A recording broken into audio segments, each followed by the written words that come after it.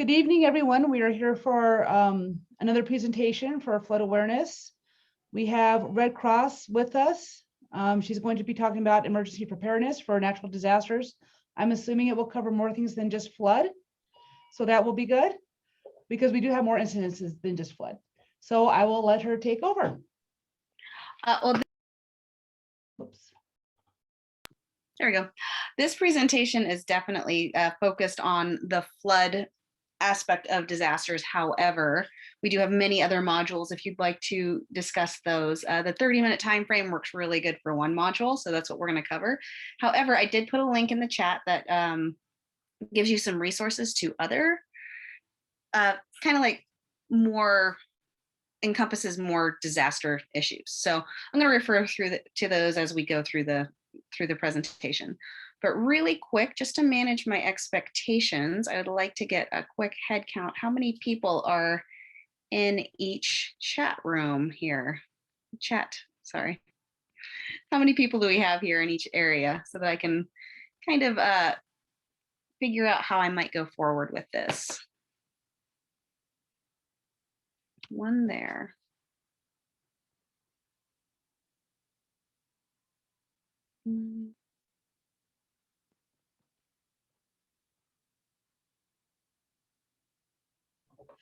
Sorry, I guess everyone just left, so it's just me and you for right now. And we've got 3 people online. We've got Katie, Danette Kramer, and Matt Smith with us. Okay, that sounds good. We will get started then.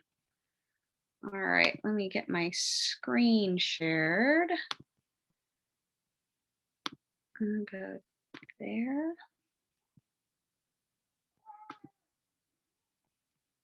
All right, and all right, so make sure that this is working appropriately. Let me know if the slides aren't moving back and forth. Sometimes I forget a step and things don't go forward. Anyhow, let me go do this. Since we have such a small group, I will just have anybody who has anything they want to ask, just jump in. And we will go from there. So welcome to our Be Red Cross Ready flood presentation. Basically what we're going to be talking about is what to do to prepare for a flood, what to do during a flood, and what to do to recover from a flood. So kind of covers all of the big ones there. Okay, did my slide go forward?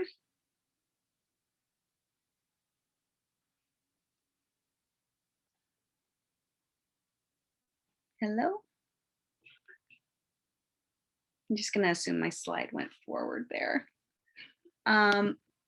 So flooding occurs when water overflows onto land that is normally dry. So any place that you would not expect water to be. So the threat usually hits the United States all over the place every year. Floods can be really dangerous. I'm sure you know that.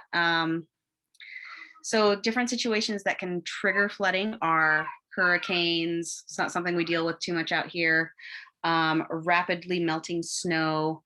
There can be extended periods of rain or intense rainfall. Dams or levees can fail. And sometimes it's the snow melt that does it. All right, so we're going to talk about the different types of flood alerts here. So there's the flood watch, which says basically if you hear somebody saying there's a flood watch, if you hear it on the news, it means pay attention, be prepared. It could turn into something that's a problem. A flood warning means that there is a flood happening, take action, move to higher ground. We're going to talk about what it means to take action. And a flash flood warning means take action, move to higher ground. Basically that means, both flood warning and flash flood warning means take action, but it means, you're going to have to be a little bit more careful with a flash flood. So, excuse me.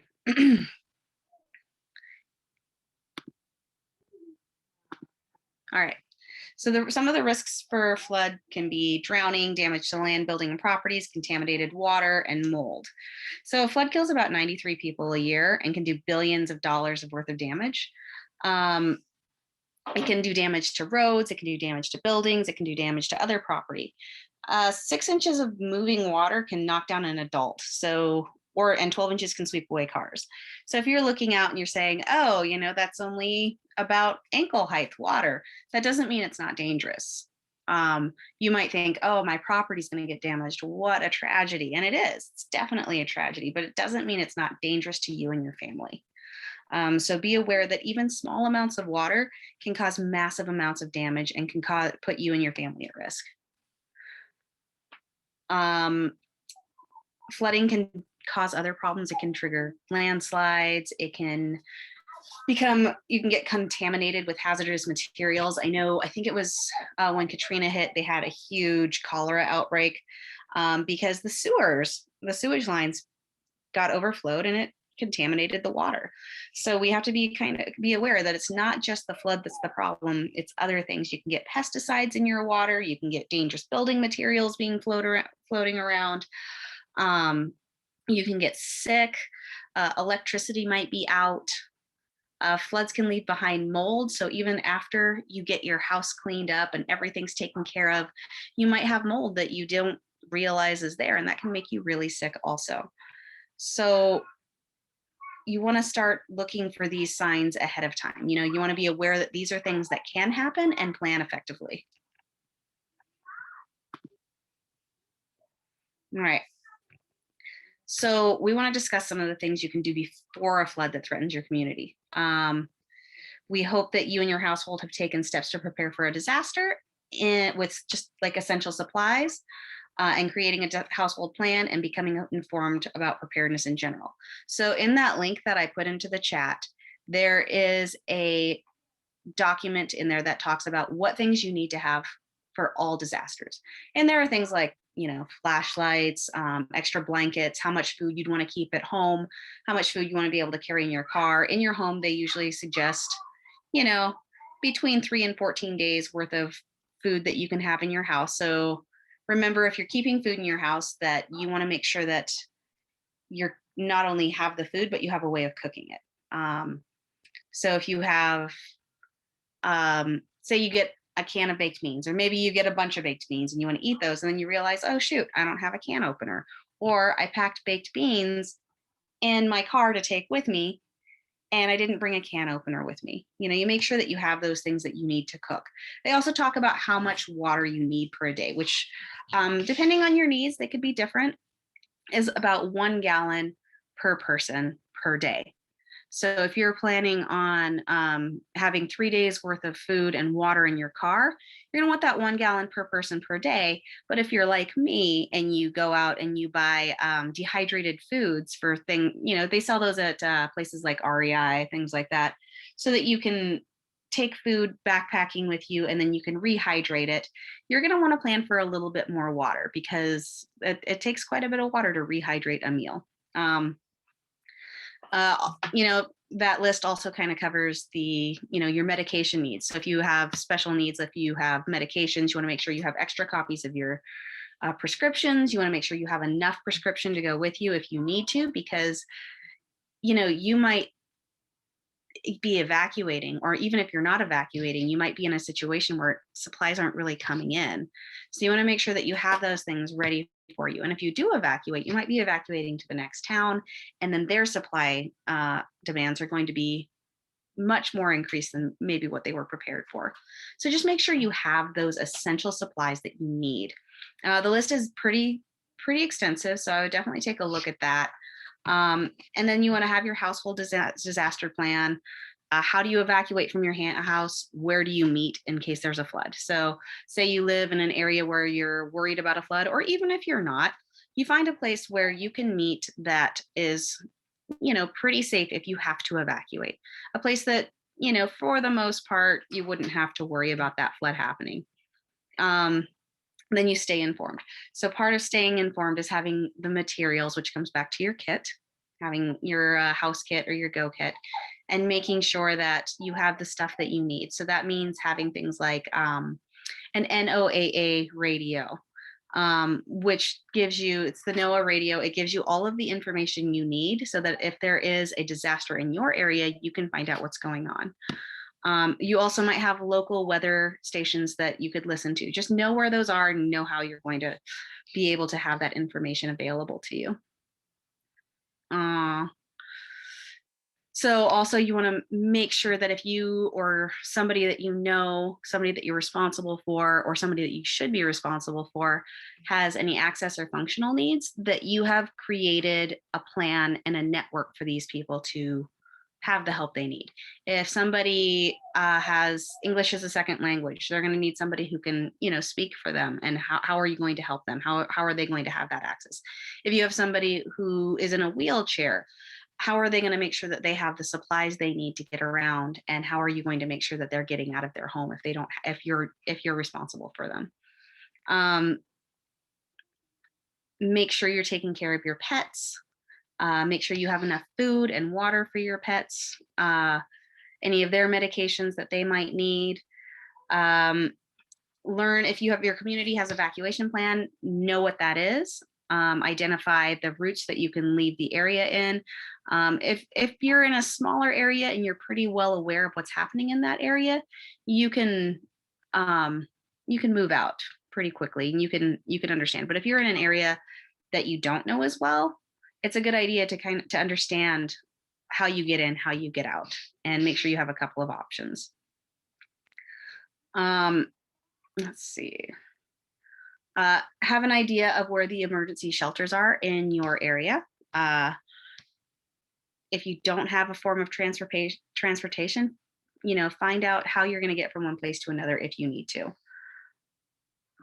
Make sure you have any important documents taken care of, insurance policies.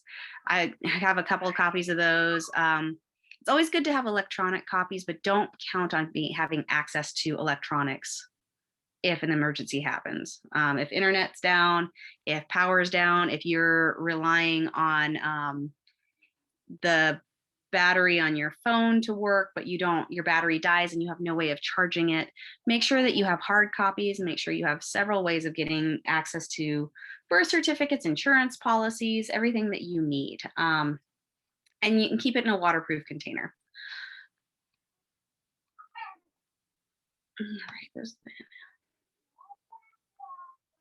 All right, moving on.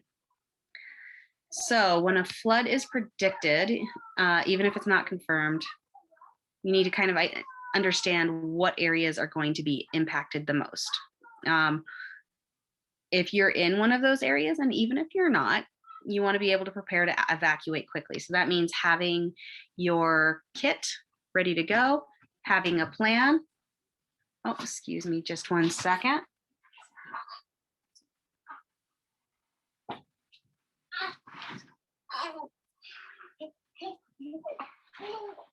Sorry, everybody. I am the backup to the backup to the backup presenter. So I have my little man here with me.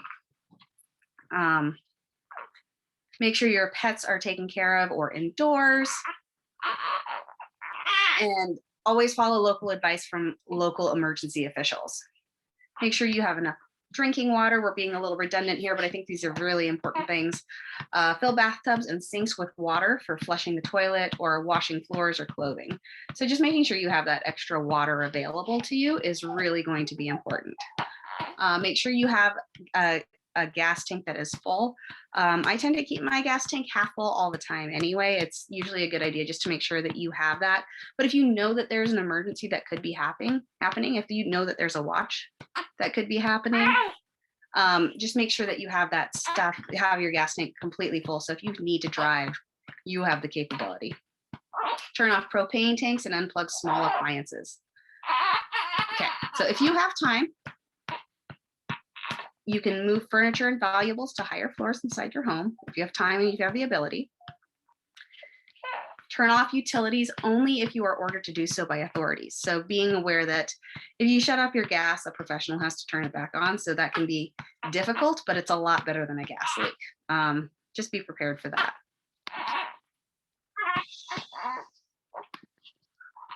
All right. So flood, it's no longer a watch, it's a warning, it's a flash flood warning. What you need to do, give me a second.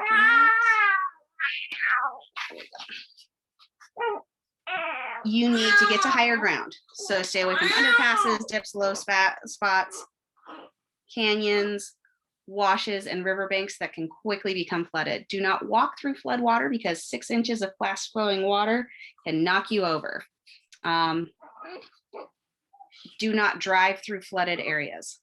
The most important thing to remember is turn around, don't drown. So if you see a flooded area and you don't think it's very deep, just be aware that there's not really a good way to tell how deep that is. It could look like it's 2 to 3 inches and you might think, oh, I can get through that pretty easily, but it could be 12 inches, it could be 24 inches, and then your car is going down and you're going with it. All right, if you're caught on a vehicle on in a flooded road with rapidly rising waters, get out of the vehicle quickly and move to higher ground. Avoid floodwater and do not allow children to play in it or near it. Remember, floodwater can be contaminated with sewage or chemicals or dangerous insects or animals. You know, I have 3 of my own. I know how tempting it is to just let them go out and go play and do anything that can relieve their stress. But you have to remember that floodwater is not safe. After a flood, so once the rain stops, the floodwaters seem to be going down. Make sure that no one's injured. Yourself first. Remember, you are a liability if you are not taken care of. You don't want to be in a position where you're the caregiver and you have not done what you need to do to make sure that you can maintain that position as caregiver. After you make sure that everybody's okay, do what you can to let friends and family know that you're safe. You don't necessarily calling, sometimes the phones can be backed up, but you can definitely texting tends to be a lot easier. Just let people know that you're safe and help it so that they're not worrying as much either. Again, we're going to say when driving, avoid flooded roads, turn around, don't drown. Stay out of any building that has water around it. When inside your home, don't walk across a sagging floor that could collapse. Watch for rodents, snakes, spiders, insects that may have entered your home. Avoid leaning against walls and furniture that have been damaged. I actually was working in a building that had a major pipe break and it flooded through several floors. And as we were walking through trying to clean up the false ceiling just started falling on top of us. Thankfully, it was pretty wet and it wasn't terribly heavy. Nobody got hurt, but it's definitely kind of a bit of surprise how fast things can deteriorate with water. If the weather is dry, open the windows and doors for fresh air and help your home dry out. This is important for dealing with the mold as well. It's particularly harmful for children under 12 or anyone with asthma, allergies, or other breathing conditions to deal with mold. Take care of yourself and your loved ones. If you're uncertain about the quality of water, use bottled water. Check refrigerated food for spoilage. If you don't know if it's good, just throw it out. Pay attention to how you and your loved ones are experiencing and handling stress. Help people who need additional assistance, including infants, older adults, those without transportation, and individuals with functional or access needs, and the people who care for them. If you had to evacuate only to return home once the local authorities said so, do it when only do it when it's safe. So after, remember your pets. I don't know if any of you have pets, but I have a couple of cats and a couple of dogs. The number of animal injuries increase when there's extra debris around. So, you know, keep a close eye on them. I'm sure they're stressed out too. Your kids are stressed out, you're stressed out, your family's stressed out, your animals are stressed out. So, you know, make sure you're keeping kind of a close eye on everything, which is a lot to ask under the circumstances, but do your best to keep a close eye on everybody and make sure that their needs are taken care of and that they're not getting themselves into trouble. If you encounter an abandoned pet, use caution. The combination of confused dogs and stressed out people increases the likelihood of dog bites. Be sure to listen to local news or the NOAA radio for updated information and instructions. All right. If you've had to evacuate and when local authorities say it's safe to return home to your neighborhood to inspect your home for the first time, there are some general rules you should keep in mind. Think about whether or not you want to bring children. They've already been in a stressful situation. You might ask yourself whether or not you think that it's the best opportunity for them to get back into their home when it's not going to be in the best shape. That might be a little bit extra traumatizing. If you have somebody that you can leave them with, that they're safe with, you can ask yourself if that's the best choice. Keep away from loose or down power lines and report them immediately to the power company. Once you get to your home, be sure to wear protective gear, including gloves, boots, eye protection, dust masks, or a respirator, and a hard hat if you have one. Please note, if you want to wear a respirator, you should first check with your doctor, as there are some possible risks. Then learn how to select the best one for your needs and how to correctly use it. If conditions are safe and you use protective gear, you can make temporary repairs to cover holes, brace walls, remove debris. If the power is out, use a flashlight. Don't use an open flame or candles. We don't need a fire on top of that. You never know what's happened to your home. It might be soaking wet and still become a fire hazard. If you have a generator, be familiar with the operating instructions and take precautions to avoid carbon monoxide poisoning, electrocution, and fire.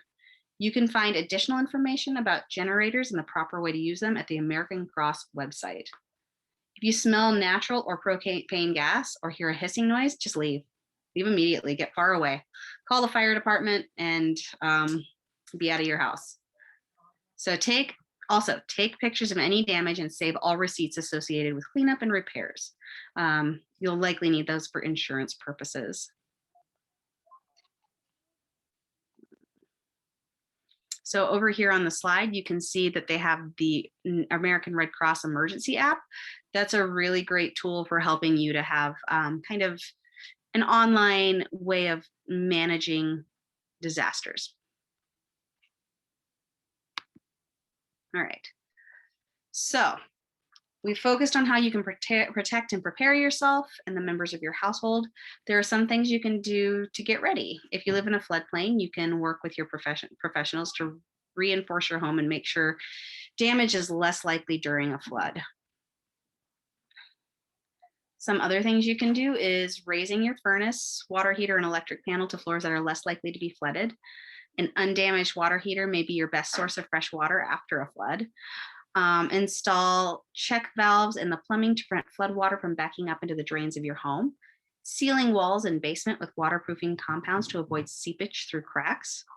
Learn how to shut off the gas main in your home. Be sure to keep a wrench handy for that purpose. You should also consider buying flood insurance, as homeowners insurance doesn't typically cover flood damage.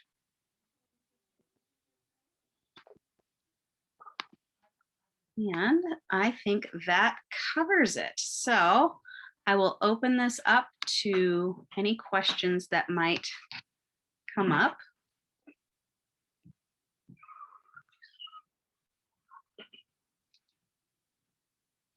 No questions. All right. Well, I think that covers it. If anybody decides they have any questions, please feel free to reach out. I will type my email address right here.